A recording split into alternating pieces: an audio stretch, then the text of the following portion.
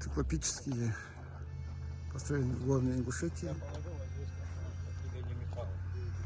Так, чтобы они отсюда отошли, чтобы никого там не было.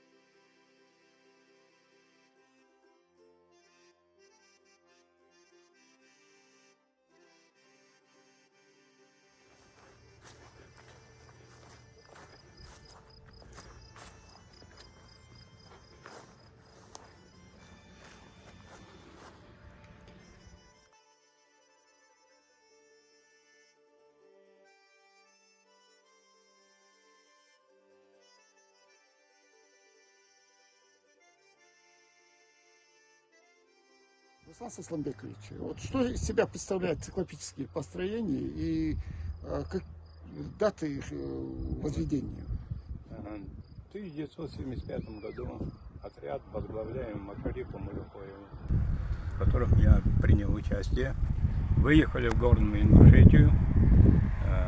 В отряде кроме меня был Хасан Бекбазаров, археолог, Макшаип и я втроем выехали для исследования вот этих циклопических построек. Все циклопические постройки идут от перевала Трех Крестов до реки Ахрахи и Эйхи. Вот. Основные работы, у меня вот на полевой карте они все отмечены. Основные работы нами были проведены на двух циклопических постройках около Верхнего Дашахли, это Дашлакитская циклопическая постройка, и Карстская циклопическая постройка. Вот.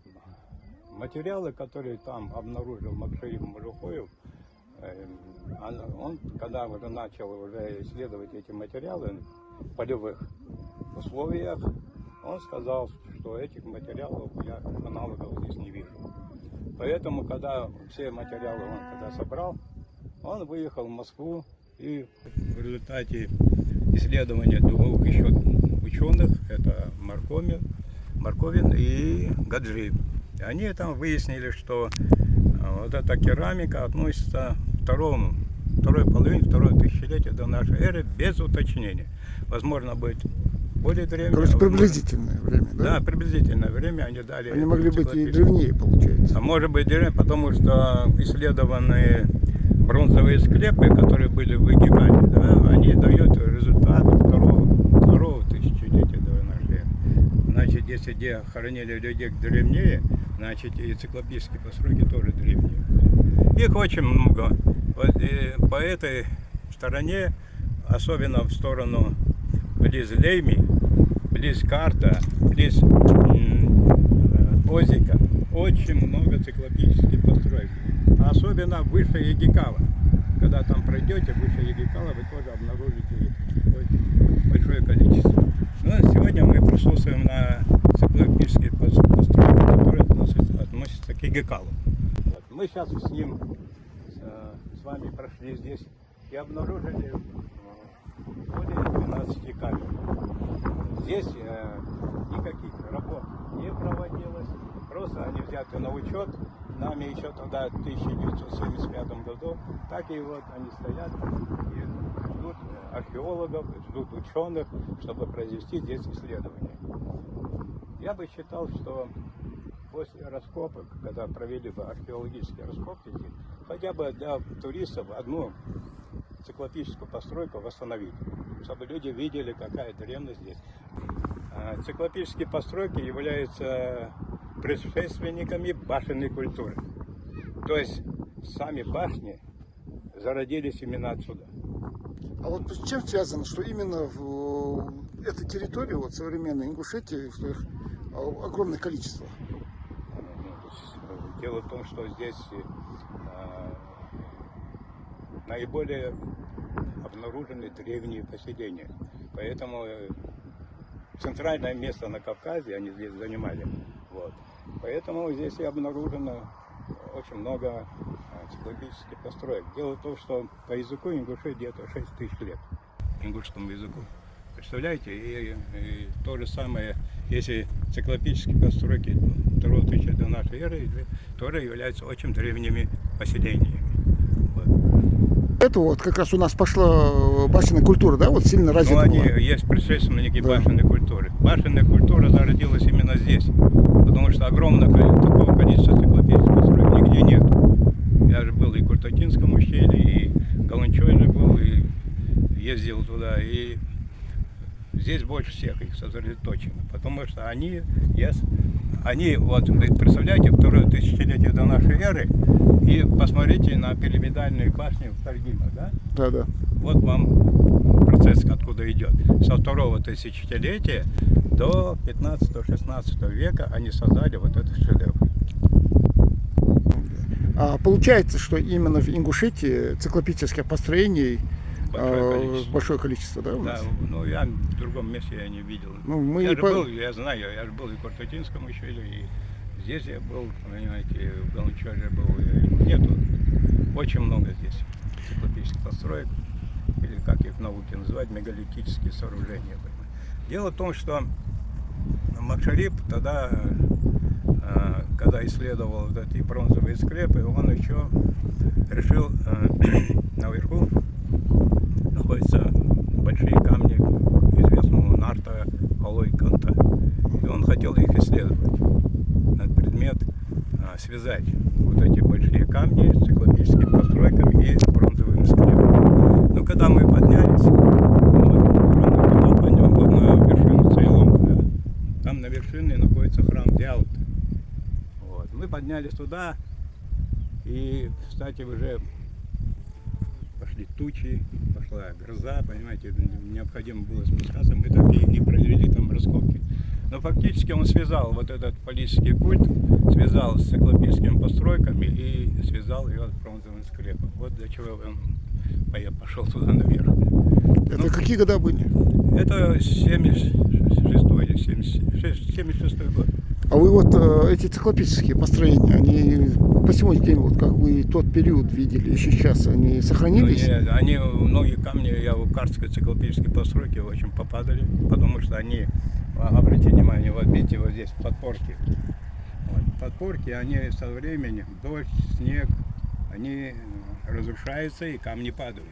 Вот так многие камни, вот там, я заметил, карстской циклопической постройки, очень многие обрушились. Вот. Высота там достигает, сейчас мы на фотографии посмотрим, высота, как парень стоит с 1,80 м, а она еще выше стоит, эта циклопическая постройка. Они ее перекрывали, бревенчатое перекрытие было, утрамбовывали солома, камыш, потом с землей и трамбовали так. Вход на южную сторону был, вход в карстской циклопической постройке. Вот. Она шестикамерная, а Ташлакинская постройка, она трехкамерная. Ну, здесь самое большее, здесь около 12 камер мы сейчас насчитали. Ну, примерно какая высота была этих циклопических построек? Ну, приблизительно 3 метра высота была циклопических построек. А ширина зависела от... Ширина 7,50 на 7, вот такая была ширина. Длина карстской циклопической постройки, длина 31 метр. И вот такое количество большое вот этих циклопических построений, что говорит она вот в научном? Ну, вот она и говорит, почему так много башен здесь. Вот откуда результат идет башенной Это культуры. наши предки жили сначала циклопические, а потом уже Да, перешли на потом большие. есть более ранние циклопические постройки, есть более поздние. Там переход идет от ранних, более поздним, а затем более ранним башням, жилым. Вот такой переход там идет. Вы Вот, участвовали, да, вот экспедиции вот в 70-х годах? Ну да, конечно. Да. Я принимал участие многие сезоны. И я должен сказать, тяжелая была эта экспедиция, потому что дороги не было. Вот. И здесь был какой-то маршрут туристический. Вот. Туристы ходили вот так через перевал и шли до Дарьялы и в сторону улицы. Останавливались, смотрели, что мы делаем, как мы работаем. Как раз около Саратовской циклопической постройки. А вот при проведении вот этих археологических раскопок вы что-нибудь находили здесь древние, вот, кроме керамики? Ну, двух циклопических построек только керамика шла. Больше ничего такого не было. А вот в бронзового склепа очень много различных артефактов. Браслеты, наконечники стрел, в общем, бусы, в общем, много там. А это потом куда направлялось? Вот, то, что- Музей, Музей. музей, Кровецкий музей. Города Красного. Вот эта карта тех времен. Да, Да. Давай, подержу я. да, вот такой.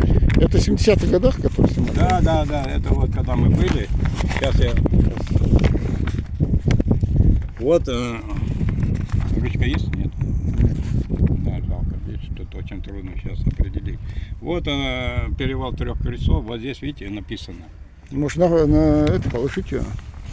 Да, лучше снять. Вот смотрите внимательно. Район циклопических построек. Более 60 построек. Строили якобы по преданию великаны Девы. Вот перевал Трех Крестов. Вот Ахкихи река. Вот Кехи. Это какие места у нас получается? Вот это вот в начале, где в район Карта, в район Дашаклей. Вот, Дашакли, да. Оздик. Вот, Оздик, да, вот район Дашакли, Карт. Вот здесь, в районе Карта, был храм Тушоли, где я провел раскопки Мужухой. Вот он стоит здесь. Вот. Отсюда, вот смотрите, вот от Карта мы вот так поднялись, маршрут, видите? Мимо селения Кели, поднялись, и вот здесь, наверху, вот Калойлом, и вот здесь стоит храм Дялы. Вот он сидит, храм Дялы. Вот такая вот карта была в то время нами сделана. Это вы составили, да, карту? Это вот я сидел, составлял там уже, когда уже время было, чтобы не забыть ничего. Вот так сделали такую карту. Вот так. Все, больше ничего. Вот это район. Угу. Склепы. Это бронзовые склепы, Да, вот, которые Маршари проводил исследования. Вот этот крайний склеп справа, слева от тебя, он проводил там исследования. Вот еще один бронзовый склеп. Это в каком районе? Игикал. Игикал, да? Да. Это все Игикал? Все это Игикал идет. Вот еще один бронзовый склеп. Вот. Внутренняя кладка бронзового склепа. Нам надо туда подняться один день. Внутренняя кладка бронзового склепа. Интересно. Да, обратите внимание. Это бронзовый склеп, да, у нас? Да. Это подземные склепы вокруг Лейми, где около Лейми. Вот еще один. Это тоже Лейми, да? Да, Лейми. Этот? Лейми. Вот, сейчас, минуточку. Лейми. Близ селения Карт, древнейший склеп, обратите внимание. Вот, который Мужухой раскопки делал, бронзовый склеп. А оттуда что-нибудь находили, да? Да, очень много бронзовых украшений, стрел, бус и так далее. Жалко, вот это все пропало. Лейми. Это у нас склеп, да, получается? Да. Сейчас эти склепы как будто подметали, готово, все унесли оттуда. Так, сейчас дальше. Так, вот сейчас я объясню еще одну.